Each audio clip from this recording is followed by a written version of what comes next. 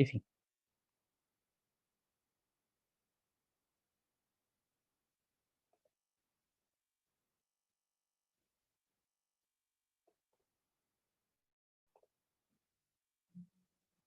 ya.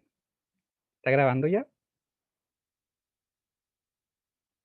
Sí, Ya. Bueno, entonces ahora vamos a hablar sobre hepatitis aguda. Nuestros objetivos son los siguientes. Número uno, reconocer la hepatitis aguda como un síndrome y comprender su impacto como una patología frecuente y sus consecuencias de morbimortalidad en la salud pública.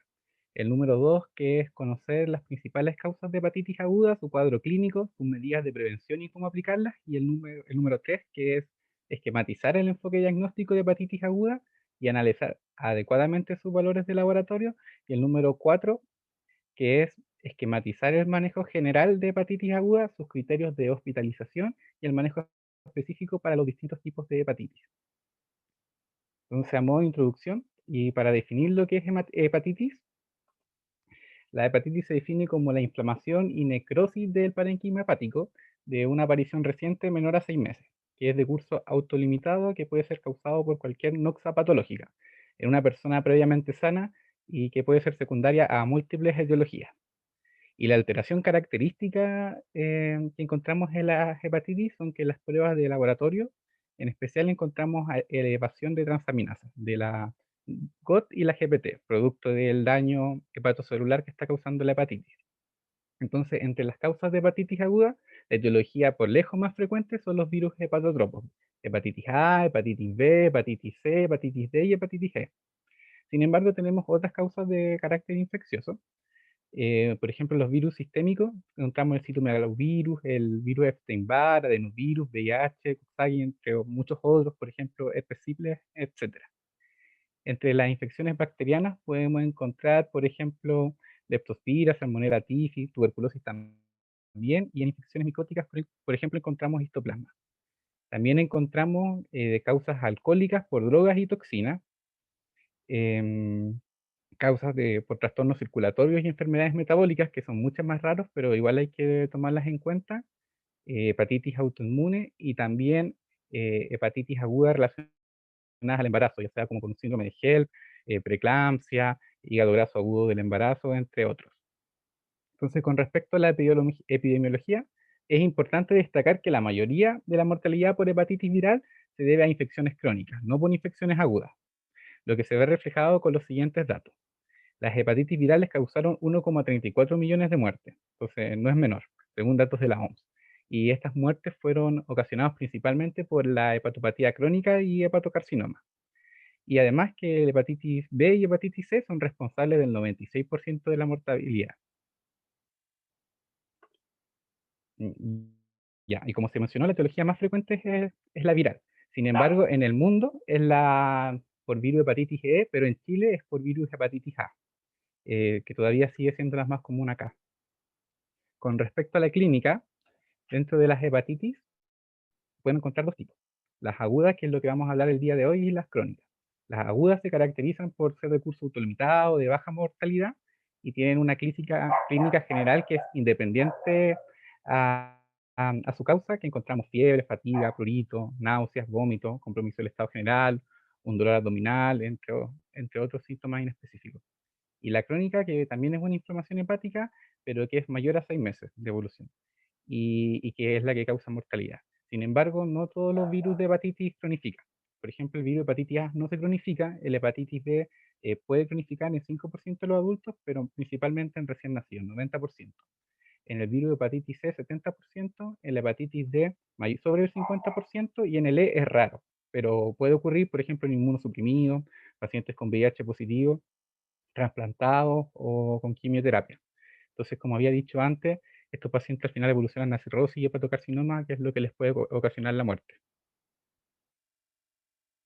Con respecto a la clínica, em, vamos a encontrar tanto que es la sintomática como la asintomática. Y la sintomática es la más común, pero la sintomática es la que vamos a encontrar nosotros después como médicos. Entonces, van a haber 4 etapas: la incubación, pródromo, fase aguda y convalecencia.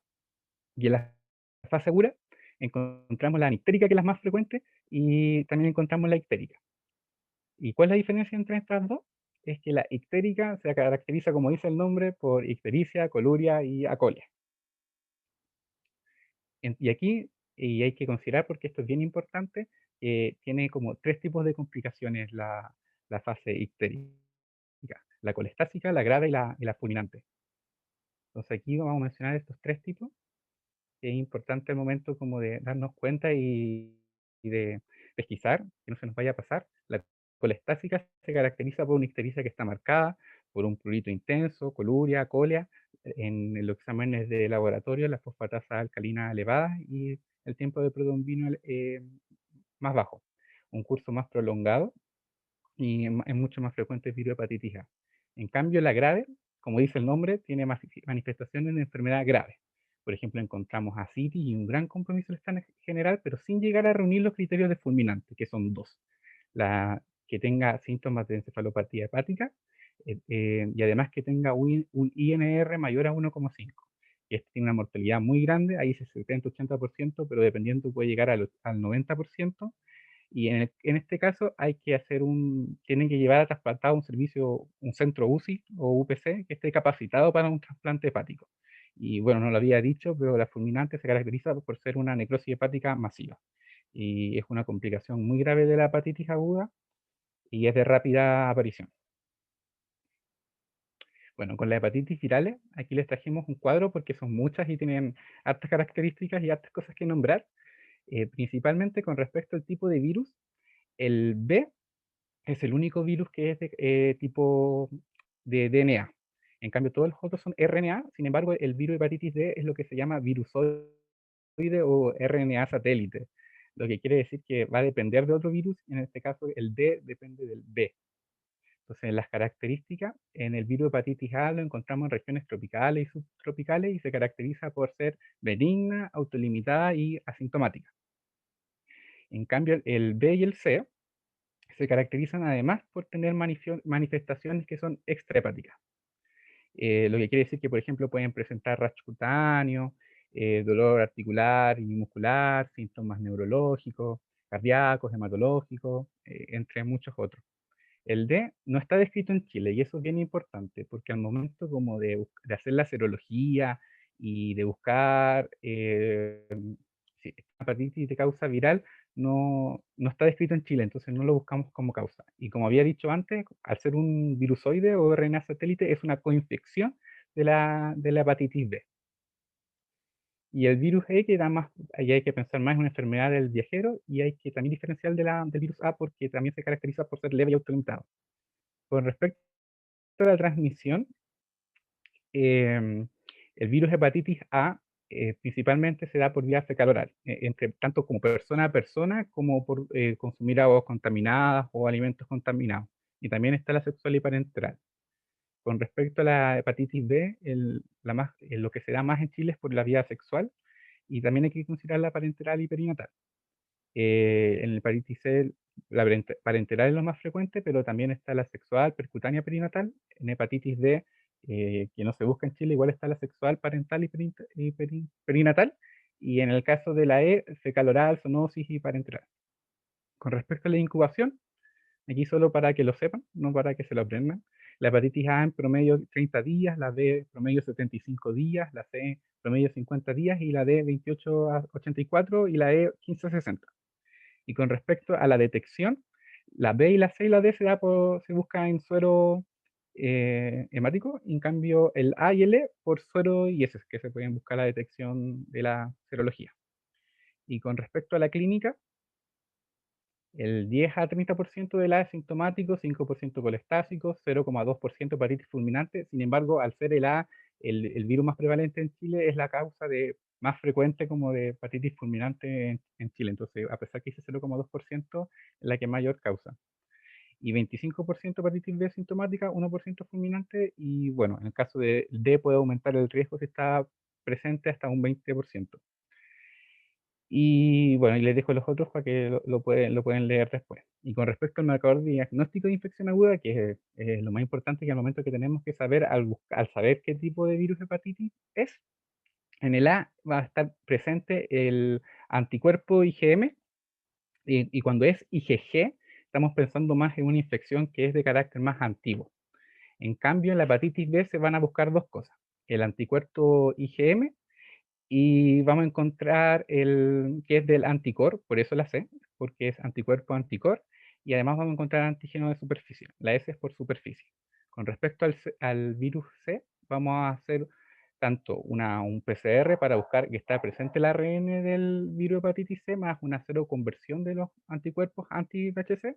En el D, que no está marcado en negrita porque no se busca en Chile, pero también se puede hacer por medio de anticuerpos, y en el virus hepatitis C tiene que estar presente la IgM. Igual recalco que como esta presentación no hablamos de virus hepatitis crónica, en caso de pensar en algo más crónico o algo más antiguo, se busca IgG. Bueno, y con respecto a la prevención, el A y el E tienen los mismos métodos de prevención, porque hay que pensar que son hepatotropos de la misma vía de transmisión, que es enteral. En cambio, el B, el C y el D tienen transmisión más parenteral, vertical y sexual.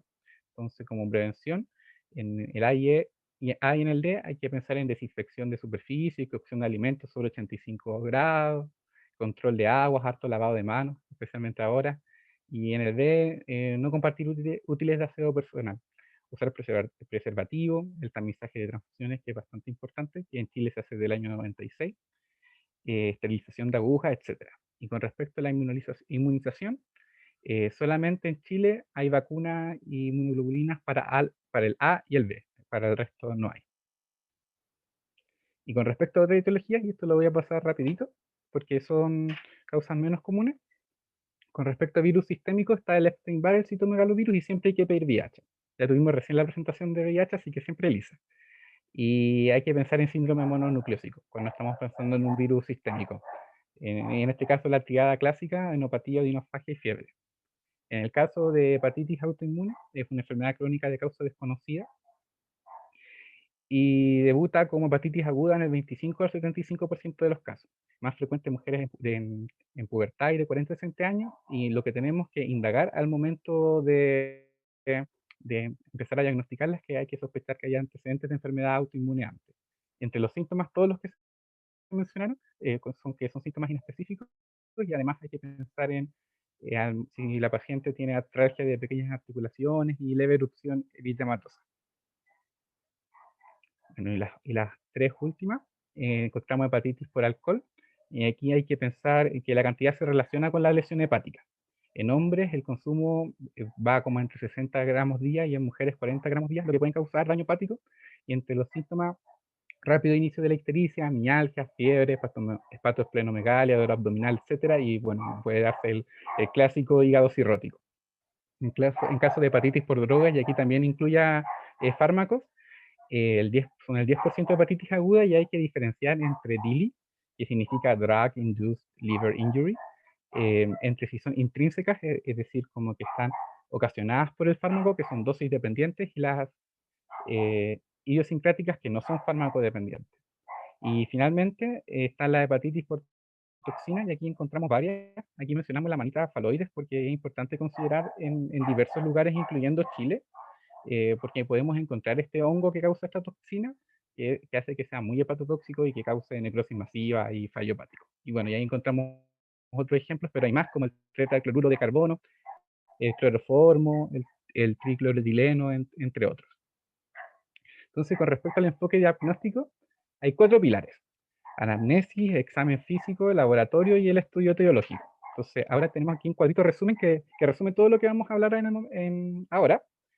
Y principalmente eso: al tener una sospecha con nuestra anamnesis y examen físico, vamos a hacer pruebas hepáticas. Y en el caso que estén elevadas, vamos a pensar en, me orienta que es hepatitis aguda. Entonces, siempre hay que hacer la serología de hepatitis viral, siempre, porque es la causa más frecuente. Y en el caso que estén negativas, ya nos orienta o pensamos en que es otra causa de hepatitis. Bueno, y ahora me gustaría, con los poquitos que haya. No, sí, ya, pues digamos. Y en la anamnesis, según todo lo que dije, como según las causas, si me podrían comentar cosas que podríamos indagar o preguntar al paciente antes de mostrársela, porque hay una lista larga pensando en cada tipo. A ver, medicamentos, sí, muy bien. Bien. Encuentros sexuales de riesgo, comorbilidades. Viajes también, muy bien. Porque acuérdense, por ejemplo, que, bueno, acá en Chile no encontramos hepatitis D, pero nada dice que en el futuro quizás no lo haya. Consumo de alcohol, bien. Bien, consumo de frutas, verduras contaminadas, claro, que la gente no las lava. Enfermedades autoinmunes, muy bien, pensando en que sea una causa autoinmune. Entonces aquí encontramos un cuadrito que igual se los voy a dejar, pero menciona todo lo que han nombrado. Bueno, obviamente, principalmente los síntomas que nos van a orientar en esta hepatitis y, bueno, el contacto con personas enfermas, en el caso de que sean viral, totajes, piercing recientes, que eso faltó de lo que nombraron, y además tenemos otras causas. Y con respecto al examen físico, también según como lo que había mencionado, ¿qué se esperan encontrar? Para volver a recalcarlo, porque ya lo había mencionado. Ictericia, muy bien, bien. Coluria, dolor en ay, no alcanzo a ver los chats. Ahí sí, muy bien, astenia. Entonces, ahí están todos los síntomas que podemos encontrar. Bueno, y obviamente, por ejemplo, manifestaciones articulares nos ayudan a orientar como en otra causa. O sea, no una causa más viral, sino una autoinmune. Bien, muy bien. Fiebre también, aquí no está, pero igual nos podría ayudar. Entonces, ahora viene Paul con los valores de laboratorio. Dale. Ya. Ya, en cuanto al laboratorio, lo principal que vamos a pedir son, o sea, dentro de los exámenes que vamos a pedir son la enzima hepática. En la enzima hepática, las transaminases, dale, Walter. Las transaminasas por lo general van a estar elevadas 10 veces el valor normal, que puede ser sobre 400. El valor normal de las transaminasas es bajo 40, con un predominio de GPT sobre el GOT. A excepción de hepatitis alcohólica, que hay un predominio de GOT sobre el GPT. Podemos tener fosfatasa alcalina aumentada de forma colestática, al igual que el GGTP, una bilirrubina que puede estar aumentada de forma mixta o de predominio directo.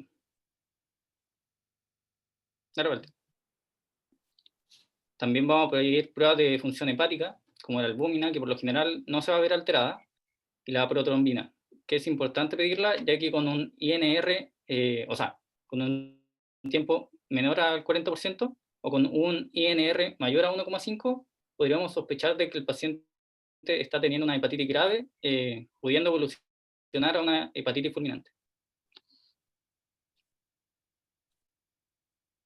Aquí tenemos como algún ejemplo de los patrones de hepatitis. La hepatitis viral, como bien dijimos, va a ser un predominio de GPT sobre el GOT, que puede ser de 3 a 10 veces el valor normal, y que el PIC precede a la aparición de ictericia. La hepatitis por alcohol, vamos a tener un antecedente de una transgresión alcohólica importante, con un GOT sobre el GPT aumentado en una relación 2:1. Puede presentarse con una leucocitosis importante, que puede llegar a ser hasta sobre 30.000, un aumento de la GGT, que es una enzima que aumenta con el consumo de alcohol excesivo. Puede también haber un aumento del volumen corpuscular medio, un aumento de la IgA y aumento de la ferritina sérica.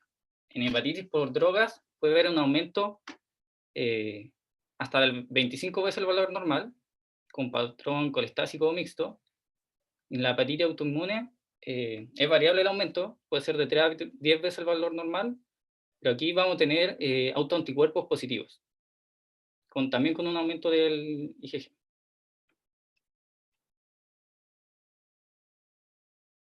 Dar un poco más. Ya. Entonces, como bien dijimos anteriormente, lo primero que vamos a hacer en el estudio etiológico, si sospechamos una hepatitis, es ir a buscar causas virales. Entonces, primero buscamos las causas virales, la IgA, o sea, el virus hepatitis A, se busca por IgM antivirus hepatitis A, la hepatitis B por IgM anticore de hepatitis B y por antígeno de superficie. En la hepatitis C vamos a pedir una PCR para hepatitis C y anticuerpos contra virus hepatitis C. Y en la hepatitis C, anticuerpos contra virus hepatitis D. También, en el caso de que estas no salgan negativos, vamos a ir a buscar causas más raras, que podría ser una hepatitis autoinmune, en cuyo caso hay que buscar autoanticuerpos, como un ANA positivo, VIH, pedir test de ELISA, citomegalovirus, Epstein-Barr, entre otros. Y si ninguno de esos nos sale positivos, se podría realizar una biopsia hepática. En cuanto al manejo general, la hepatitis A y E van a tener el mismo manejo. La hepatitis son todas de notificación obligatoria y vamos a recomendar medidas generales para el paciente, ya que es una hepatitis aguda y son autolimitadas. Vamos a pedirle al paciente que haga reposo en cama, por lo menos en la fase ictérica, y un reposo relativo cuando la bilirrubina baje menor a 2 miligramos por milímetro y tenga transaminasa menor a 100. Se puede indicar una dieta liviana según tolerancia del paciente y el tratamiento es solo sintomático, en caso de que el paciente tenga prurito, que se puede dar colesteramina de 2 a 4 gramos día hasta 16 gramos día. Dale, hay que evitar la actividad física por lo menos por un mes, actividad física en, por ejemplo, deportes de contacto, evitar fármacos con metabolismo hepático y el consumo de alcohol por lo menos por 6 meses. Y tomar medidas de prevención tanto para los contactos, que se puede aislar al paciente, un manejo, como son virus de transmisión fecal oral, hay que tener un manejo en la casa, por ejemplo, en la transmisión, en el baño, la limpieza, la higiene, el consumo de verduras, lavado de manos, y también prevención por medio de vacunación.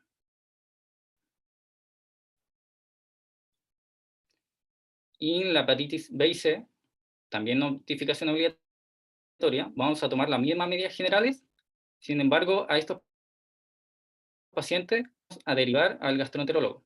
Dale vuelta. Ya que pueden evolucionar o sea, ya que requieren tratamiento antiviral, porque pueden evolucionar a una hepatitis crónica. La hepatitis B, el 5% evoluciona a una hepatitis crónica, mientras que la hepatitis C, el 70% evoluciona a una hepatitis crónica. Así que es necesario que los derivemos para un tratamiento antiviral. O también en caso de hepatitis fulminante. Y vamos a pedir un control en 6 meses con serología y una PCR. En el caso de otra hepatitis, por ejemplo, la hepatitis por alcohol, el manejo va a ser principalmente un manejo de soporte del paciente. Vamos a tener un antecedente de una transgresión alcohólica importante. Y tienen que recordar esto, el índice de Maddrey, que se le puede realizar al paciente, que es un índice que nos evalúa severidad en una hepatitis por alcohol. Un Maddrey mayor a 32 puntos nos habla de una lesión grave con alta mortalidad, por lo que se recomienda tratar con prednisona en dosis altas, de 40 miligramos por día por 28 días. En el consumo de drogas, lo importante es suspender el fármaco y derivar. Se podrían administrar corticoides en hipersensibilidad por drogas y se pueden usar algunos antídotos dependiendo de la droga. Por ejemplo, en el caso de una hepatitis por consumo de paracetamol, se podría dar N-acetilcisteína. Y en causa autoinmune, es importante derivar con exámenes pedidos y se le puede administrar corticoides al paciente. Ya. En cuanto a los criterios de hospitalización de una hepatitis aguda, vamos a tener 5 criterios. vómitos intensos, un paciente con gran compromiso del estado general, una ictericia intensa mayor a 10 miligramos por decilitro, que tenga signos de encefalopatía hepática y una alteración de la coagulación, con un INR mayor a 1.5, ya que podría estar evolucionando hacia una hepatitis fulminante. Entonces, aquí les traemos un caso clínico. Bien. Entonces, este es nuestro paciente, de sexo masculino, 23 años, sin antecedentes mórbidos. Stop. Recapitulemos una cosita antes de pasar al caso clínico, ¿ya? Sí. Primero, una cosita para dejar claro, la presentación clínica más frecuente, ¿cuál es? Clínica Que no tenga síntomas. asintomática. Asintomática, bien. Ya, y de la asintomática, ¿cuál es? De la sintomática, la anictérica. ¿Cuál? Anictérica. Perfecto. Ya, y la ictérica, que es la menos frecuente, es como la típica que les van a preguntar, pues tiene una semiología súper clásica, súper bonita, que es lo que le había dicho cuando presentaron. ¿Cómo es la clínica de la ictérica? Ictericia, coluria y acolia. ¿Ya? ¿Y así parte el cuadro? No. ¿Cómo parte? O sea, con hartos como síntomas como generales. ¿Ya? ¿Qué son? Puede tener náuseas, vómitos. Dolor hipocondrio derecho a la palpación. ¿Ya? ¿Y después qué pasa? Después evoluciona hacia una ictericia. ¿Ya? ¿Y qué pasa? Y posterior a la ictericia se pueden encontrar coluria, ¿Ya? acolia. Imagínate que hay un paciente en urgencia amarillo, con una hepatitis aguda. ¿Qué te va a decir el paciente? Que lo ven amarillo. ¿Ya? Y pregúntale síntomas. ¿Cómo se va a sentir en ese minuto el paciente? O sea, se le podría preguntar sobre el estado general, si se siente con debilidad. ¿Ya? ¿Y cómo va a estar el estado general de ese paciente? El día que llegó se puso amarillo, el mismo día.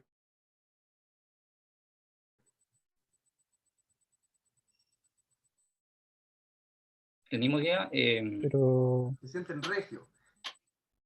La ictérica tiene la gracia de que tiene mucho compromiso en general, vómitos, náuseas, se ponen amarillo y se les quitan todos los síntomas. Se ponen amarillos, se asustan, llegan a la consulta y te dicen, doctor, yo me sentía pésimo, de repente me puse amarillo y se me quitaron todas las molestias. Ese es el cuadro clínico que les van a preguntar clásicamente en un examen oral, porque es la semiología súper clásica. Se ponen amarillos y se les quitan los síntomas. ¿Ya? De los exámenes, se me había olvidado a mí corregirle antes, que se me había quedado en el entero, les pido disculpas, así que es culpa mía. No necesariamente son 10, no esperen a que estén aumentado 10 veces. En general se describe que son 3 veces las transaminasas para un patrón hepatítico y para un patrón colestásico son 5 veces de la GGT y la fosfatasa alcalina, ¿ya? Con eso basta. Pero en realidad tampoco voy a estar contando exacto si tenés un cuadro compatible y te da 2.9, no hay a descartar la hepatitis. Entonces, lo importante es que sea en rango hepatítico, porque si no es en rango hepatítico, lo que tenemos es una elevación asintomática de las transaminasas y eso hay que seguirlo, no una hepatitis. ¿Ya? 10 es como ya lo más característico. Traten de olvidarlo de la colesteramina porque es raro que lo vayan a ocupar. Hay otra alternativa además, y en general, como dijimos que los cuadros no son tan colestásicos, son más hepatíticos, más ictéricos, rara vez el prurito va a ser un síntoma importante, pero si es que sí tienen esta opción de la colesteramina. Pero es raro que lo vayan a tener que usar, así que no se queden con que eso sea lo más importante. Y Paul, te tengo que tirar la oreja porque una hepatitis fulminante la vaya a mandar a una interconsulta al gastroenterólogo. no, o sea, la hepatitis fulminante ¿Ya? se manda a UCI o a una UPC. Ya, pues entonces, ¿cómo dijiste que en caso de hepatitis fulminante lo mandemos al gastroenterólogo si ese paciente está grave? tiene que ir a trasplante hepático, no tiene... No me di cuenta en qué parte dije eso. Ya, eso. Ahora va. Ya, entonces el caso clínico es un paciente de sexo masculino de 23 años, sin antecedentes mórbidos, que consulta por un cuadro de 4 días de evolución de astenia, compromiso del estado general y náuseas. Refiere que el día de ayer presentó orina oscura con aspecto a Coca-Cola, niega fiebre, diarrea y no refiere otros síntomas. A la anamnesis dirigida, el paciente refiere consumo de heroína, tabaquismo crónico, un IPA de 20 y tener múltiples parejas sexuales. Y al examen físico destaca una leve sensibilidad a la palpación en el hipocondrio derecho y epigastrio y una leve coloración amarilla de las escleras.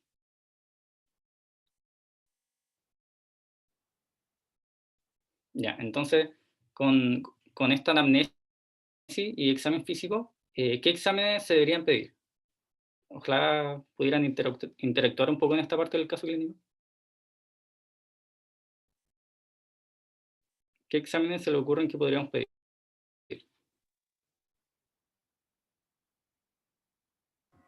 Hemograma. Hemograma, por aquí dicen pruebas hepáticas, transaminasas, VIH.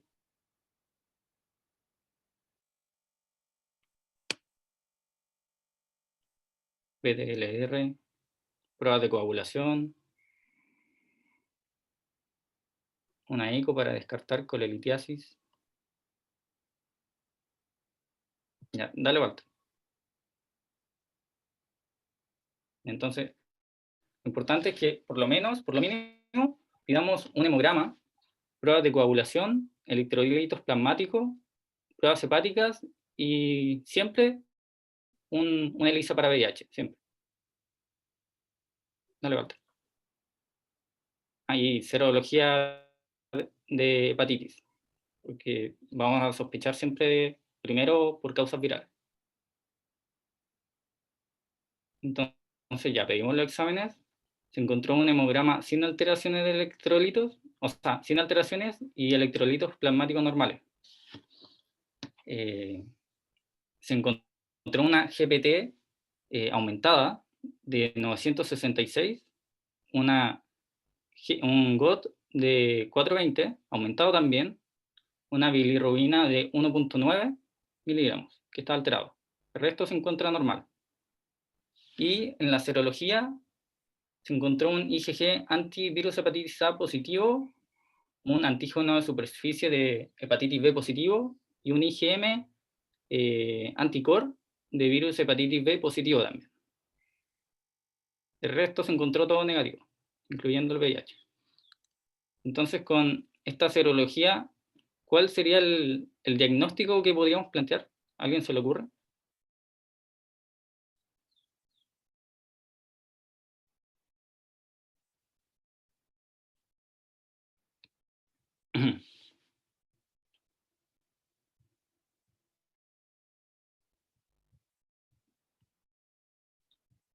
Por aquí dicen hepatitis por virus, hepatitis B. Hepatitis aguda por virus, hepatitis B.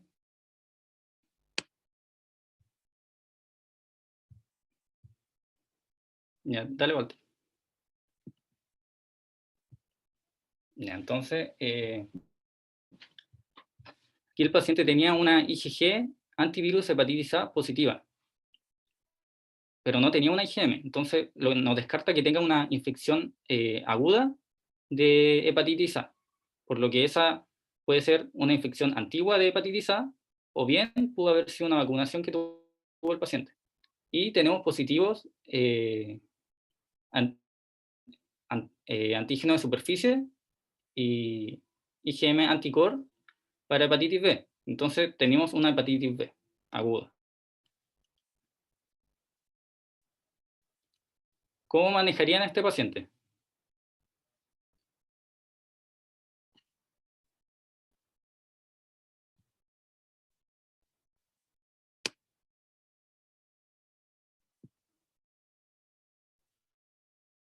Con medidas generales. ¿Como cuáles?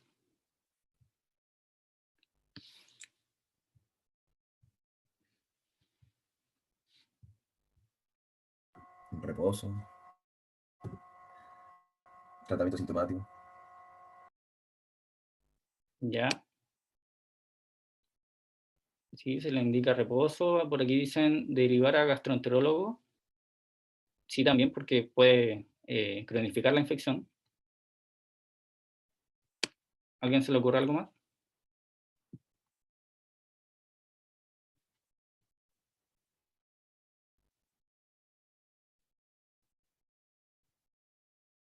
Régimen según tolerancia, bien.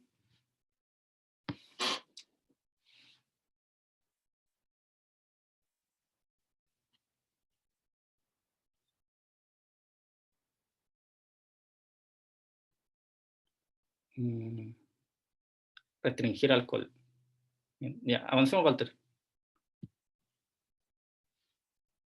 Ya, entonces, primero que nada, notificar. Las hepatitis son de notificación obligatoria. Al paciente también se le puede indicar un reposo, más dieta y líquidos. Hay que evitar los fármacos de metabolismo hepático, el alcohol por lo menos por 6 meses y deportes de contacto. Hay que educar al paciente, tanto al paciente como a la familia, en la prevención y el manejo. Como es una hepatitis B, se deriva al gastroenterólogo para tratamiento antiviral y se le pide un control en 6 meses con serología.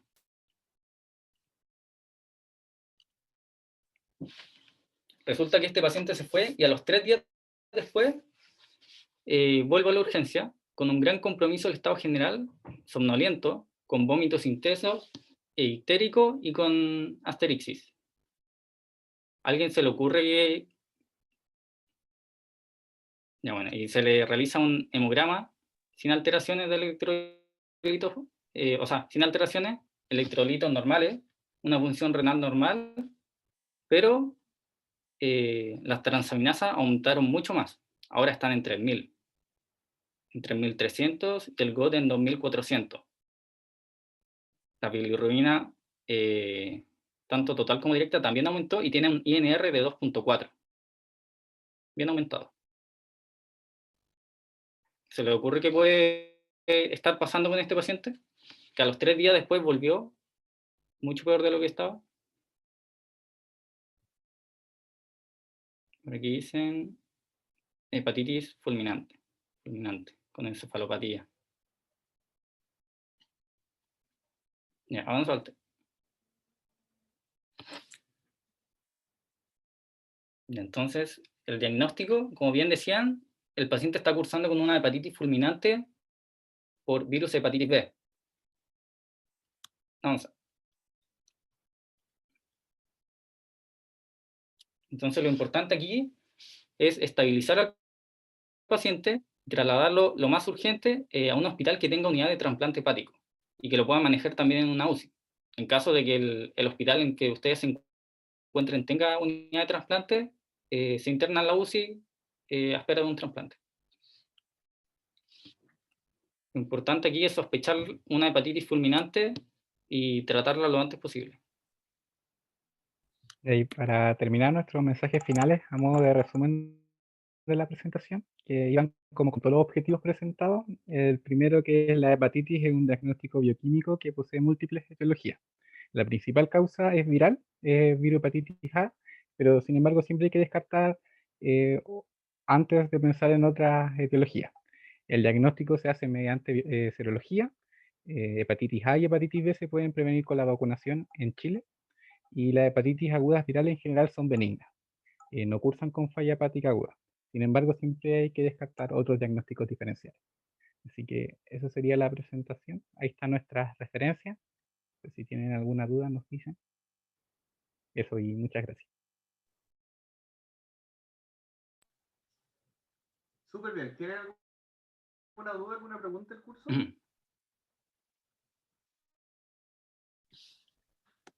Ya, unas pequeñas apreciaciones o resumen. Estuvo bien la presentación. Bueno, los chiquillos la había felicitado antes. Encuentro que buen poder de síntesis. sí, salvo las correcciones esas que le hice. Buen poder de síntesis, encuentro que el PowerPoint está didáctico, bueno. Dentro de todo, la mayor parte de la presentación estuvo entretenida, yo creo, para sus compañeros, y así que en ese sentido, bien. No quiero que se lleven la idea de que todas las hepatitis fulminantes terminan en trasplante. Hay algún pequeño porcentaje que se podrá recuperar, pero como es un muy pequeño porcentaje, obviamente tiene que estar en una unidad que tenga, es decir, un hospital que pueda tener acceso a trasplante hepático. O sea, en el fondo, no esperar, aquí por ejemplo en el vampiro no tenemos, entonces no esperar que el paciente requiera el trasplante hepático para empezar a pensar en trasladar a la unidad. Tiene que ser un paciente que si lo llega a requerir y el hígado completamente claudica, hay que hacerlo ya. Entonces no podía empezar a pensar en el traslado en ese momento. Hay alguna unidad, en el fondo lo que tú tienes que hacer es hacer terapia de soporte, que como bien lo dice el nombre, soportar al paciente que viva hasta que pueda o mejorarse solo de la noxa, o que nosotros le solucionemos el problema. Y eso es lo único que podemos hacer. Existe la diálisis hepática, que es como mal llamada diálisis hepática, que ayuda con la función como de depurante del hígado, pero no la función de síntesis. Que ahí donde su compañero el Paul le estaba comentando que él habló de la función hepática, y en el fondo es una forma de medir la síntesis, que son las funciones de síntesis hepática, que son la síntesis de los factores de coagulación o de la albúmina, que es como la forma que tenemos para medir la función hepática, pero no se queden con que la función hepática se resume en eso, porque el hígado hace millones de cosas, pues, y sobre todo es depurar de las toxinas. Y eso, quédense de la clase con que lo más frecuente es no presentar síntomas. Hay mucha gente que tiene infección antigua y nunca se dio cuenta, que la presentación clásica es lo menos clásico, pero se tienen que saber porque la semiología es súper característica, entonces como una de las preguntas fáciles de preguntar, y por eso como típico que se las van a preguntar en el internado sobre todo. Y que no se les puede escapar que paciente que llega bradipsíquico, que llega atontado, que llega con signos de encefalopatía hepática o alteraciones en la síntesis hepática, ese es el que le va mal, y así que ese no se les puede escapar, ese no lo pueden mandar para la casa. La mayoría de las otras cosas sí las pueden mandar para la casa. Bueno, también está todo lo que dijo su compañero, que obviamente una bilirrubina tan alta y tiene las complicaciones de la misma, la toxicidad por bilirrubina, la toxicidad neurológica. Y no pueden esperar a que baje la albúmina, porque la albúmina tiene una vida media de alrededor de 3 semanas, entonces obviamente cuando empiece a bajar la albúmina va a ser muy tarde. En cambio los factores de coagulación son mucho más rápidos y por eso lo notamos mucho antes. Pero siempre la clínica, como siempre, lo más rápido es lo más mandatorio, y así que busquen encefalopatía hepática, busquen la asterixis, porque eso es lo primero que aparece en una encefalopatía hepática, y esos no les voy a perdonar si es que se les escapa. Pero súper bien la presentación, y le alcanzan como 1 minuto antes de la presentación, no, 5 minutos de recreo antes de la presentación del doctor Cortés, así que última oportunidad para hacer Disculpe, preguntas. tengo una duda que ¿Ya? quería preguntar. Es más que nada respecto a la serología de los virus, hepatitis, ¿se le piden todas esas serologías? Porque igual eran como 8 exámenes que les pedían como solamente para los virus. No sé si siempre se les piden todos o se piden por sospecha. Ya, no siempre se piden todos, deberías pedir por lo menos todos los virus hepatotropos, porque son los más frecuentes, y por el riesgo de cronicidad del C y el B, aunque el C haga poco infecciones agudas, sí deberías pedirlo, porque si te puede presentar y si que puede hacer la complicación crónica por una enfermedad que es tratable, sería como el tremendo condorazo. Y el doctor, su compañero Paul les mostró un cuadrito que en el fondo era cómo era el estudio inicial, que son los virus hepatotropos. Si eso sale negativo, después empiezan a buscar los otros virus circulantes, que son la segunda causa. Siempre la causa viral es lo más frecuente. Entonces, primero los hepatotropos, después los otros virus. Después empezamos a buscar las causas, empezamos a buscar las causas más raras, que pueden ser las autoinmunes, toxinas, medicamentos. Obviamente todo esto contrastado con la clínica del paciente, que si te contó que se fueron a acampar con los amigos, encontraron un hongo abajo del árbol y después llegó amarillo, ahí te podría saltar algunos pasos. Pero en general ese es como el enfoque de diagnóstico cuando no tienes una anamnesis sugerente. Y finalmente, no es descabellado terminar en la biopsia hepática, porque si tú tienes un paciente con una hepatitis aguda que no llega al diagnóstico, en realidad puede estar teniendo alguna enfermedad ahí que puede cronificar y terminar una cirrosis hepática, y así que tienes que llegar a un diagnóstico. Yo quería agregar que igual como que cada virus como tiene su propia serología, igual dejamos al final como unos gráficos, pero como por temas de tiempo no lo alcanzamos a pasar, pero ahí como que se explica mejor por qué, como en qué momento se piden como los antígenos y después por qué los anticuerpos están positivos. Entonces, al verlo como el gráfico, por ejemplo, acá en la hepatitis A, es mucho más fácil que, por ejemplo, en etapas iniciales, por eso la IgM como que está aumentada y después baja, y no pensamos si está, si está negativa ya y está la IgG positiva, ya pensamos en algo mucho más, ya mucho más tiempo.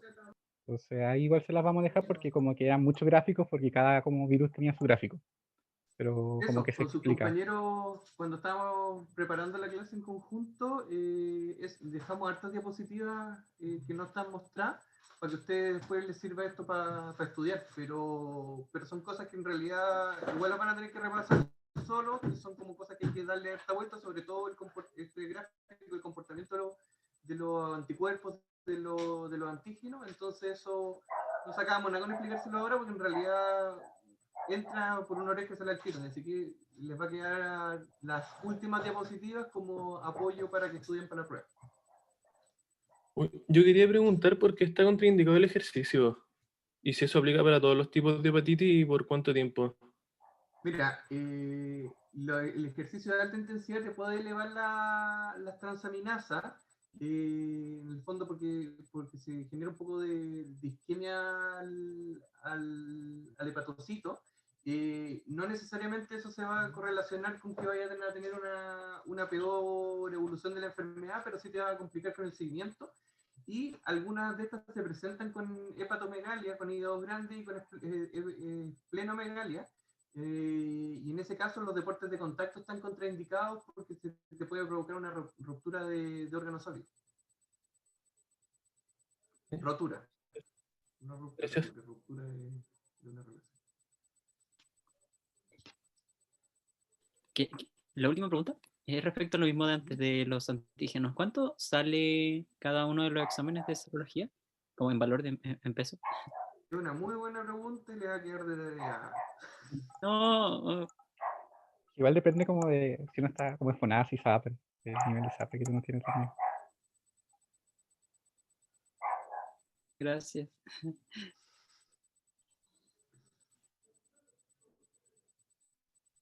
¿Alguna otra pregunta que termine en tarea o pasamos a la presentación del doctor Cortés? Como para agregar, por ejemplo. O sea, como respondiéndole al Patricio, yo por ejemplo me tomé anticuerpos el año pasado pensando en como en una artritis. O sea, me mandaron a tomar y eran como 100.000 pesos como todos los anticuerpos. Entonces, eso después como que bajaba por ISAPRE. Así que igual como que depende de como el sistema de prevención del paciente, o sea, previsión.